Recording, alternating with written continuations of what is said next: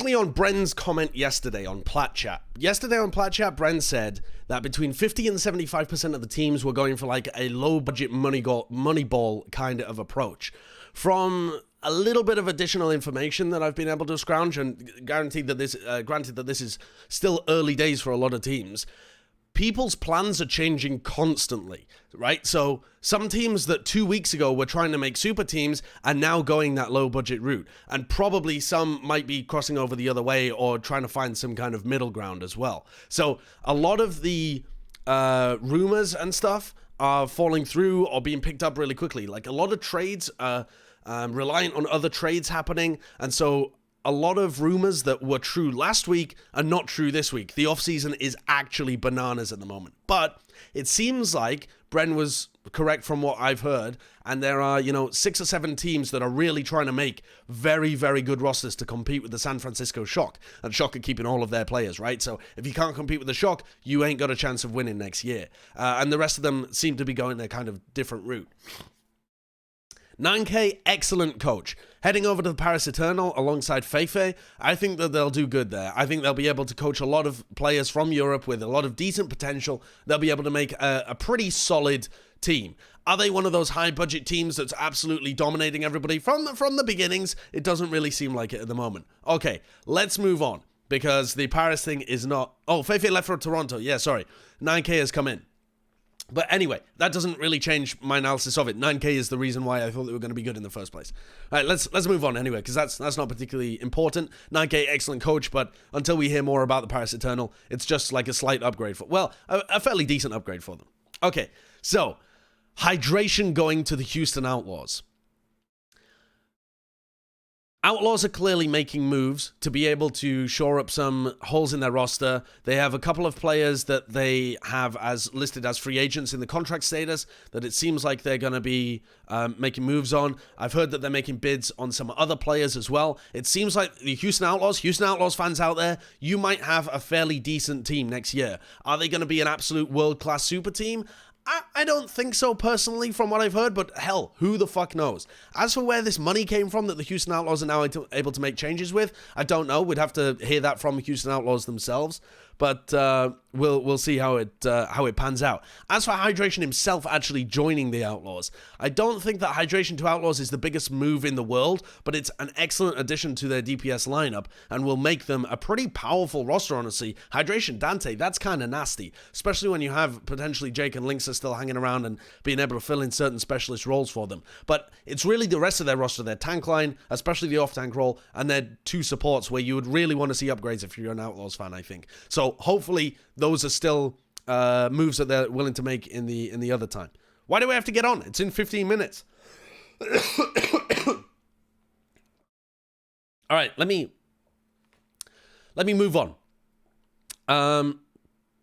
So what else does this tell us? This tells us that the Gladiators are not trying to keep hold of the same kind of core, the same kind of players that they're doing before, especially because rOar moved over to the Washington Justice.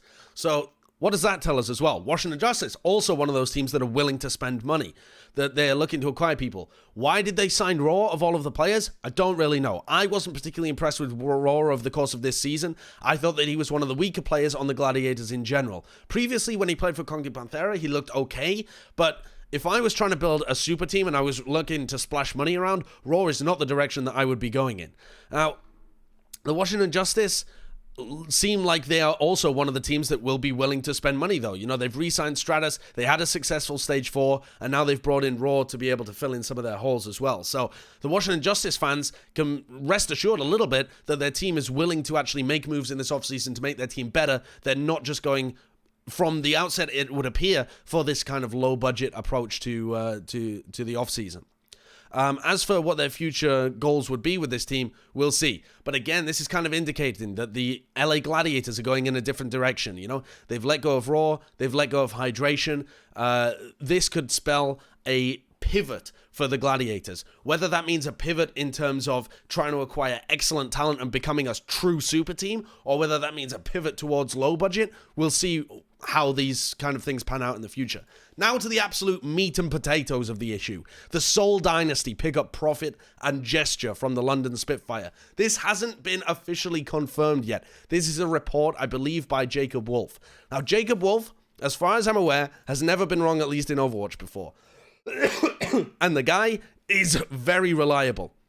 Now, having said that, trades and deals have been constantly changing over the last couple of weeks. So that doesn't necessarily mean that the SEOUL Dynasty have locked them up yet.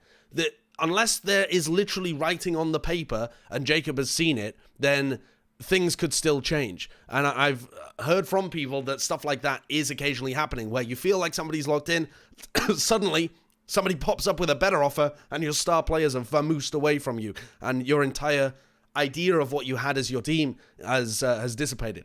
Now, let's assume, though, that this is true, and Jacob Wolf is very confident that this is 100% going to happen, and that's why he's reported on it, because, you know, Jacob must know a bunch of other things as well, but why has he chosen to report on this? Probably because it's absolutely going to happen. Now, the London Spitfire being free to give up gesture and profit, who were... they could have potentially locked down on team option, or maybe they were even under guaranteed contract, I can't even remember, means that London are probably going away from the super team model. If you were going to go as a super team for the London Spitfire, you would keep profit and gesture and fury. Now, this to me seems to indicate that London Spitfire are selling their pieces and going in a different direction. Does this mean a full UK team? That would be fucking awesome. Does this mean an EU team? Who knows? Huh? Get in. Why? Who are we waiting for? It's 15 minutes. Yeah, but I don't want to sit around for 15 minutes. Why? That's the time when we're going to start. That's the time that we advertise. I'm going to play a ranking. Yeah. So the fact that London are willing to put up their players for trade kind of indicates to me that they're going in a different direction. What else? The fact that London Spitfire were even able to, or willing to, put their players up in the first place was one of the starting reasons, I would imagine, that all of this craziness started, with people trying to make like 5 to 10 teams trying to make super teams to contest the shock. Without the London Spitfires players on the open market, nobody would have been able to make these super teams. Without Gesture, Profit, Fury, even Badoshin out there being able to be traded, and, you know, I'm speculating about Fury and Badoshin, but it would seem likely, I don't think that a lot of these other super teams would be able to really have legs. They wouldn't be able to compete with the shock, and so they probably would have gone for a more conservative approach. So this is awesome, because we're really just seeing London, a team that didn't quite reach their potential, potentially getting ripped apart, and their pieces going to different areas. It makes so much sense for the SEOUL Dynasty to get Gesture and Profit as a duo deal as well, because that's just genius. Get in the fucking lobby! No, we're playing in 15 minutes. Why do I have to keep telling everybody in this house what the schedule is? Get in the lobby! We're playing in 10 minutes! Get in the lobby! We're playing in 10 minutes! Trying to sort it out! Well, you can be assured that I'm here. Huh? There are 11 people! But we want to start in 10 minutes because that's when we told the viewers that it's going to begin anyway. We will, but just get in the fucking lobby! All right. Jesus. Holy mother of God. I'm joining the lobby. Fucking dude! Josh, he's monopolizing the viewers. Get out of here.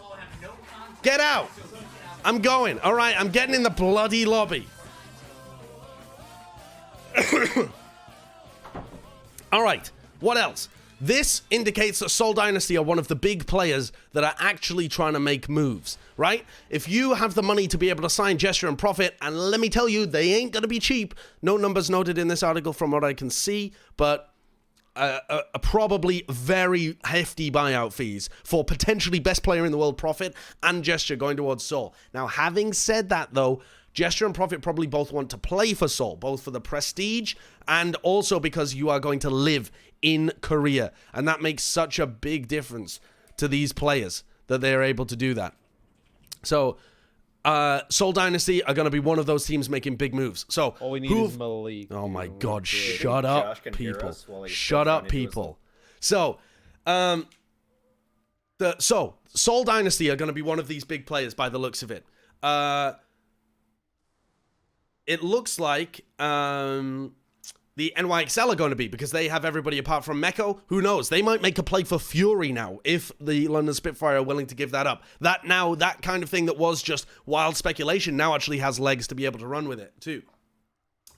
which other teams do we know that are... I mean, the Titans are almost definitely going to have a very capable team. The Shock are going to have a capable team. We're now at the position where we're at least going to have 4 incredibly strong teams that are willing to, go out there and buy big people for the offseason. So I don't want everybody to take Bren's comment yesterday that 50 to 75% of the teams are going for like a low budget approach as a reason to not be hyped about this offseason and next year. There are going to be teams making big moves as a result of other teams putting their players with big salaries on the open market. And it's going to be lit. It's going to be absolutely fire, fam. Some of the moves I've heard about are wild, and I don't even have a quarter of the juice. So, fantastic move for SEOUL. Interesting right turn for the London Spitfire.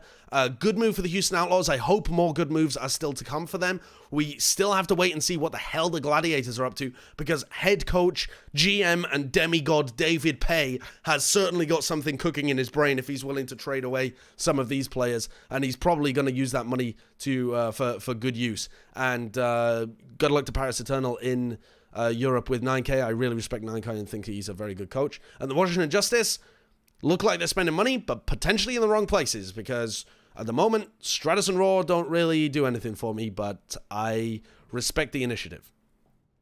Any questions, chat? Why go for a budget approach? Because running events next year is likely going to be pretty expensive, and teams want to see kind of how what the lay of the field is, and they're still going to be able to build up fan bases and build up their franchise and just dip their toes in the water at the beginning. Remember, this is the first time that geolocation has ever been tried in an esport. This is new ground, and who knows how it's going to go. The other side, the super team kind of teams, think, okay, this is our first big opportunity to gather fans towards us. They're going to want to turn up to the SEOUL Dynasty. I mean, they're always going to want to turn up to the SEOUL Arena. They're going to want to turn up to the Justice Arena if we have these star players on our thing. So they're making those kind of changes.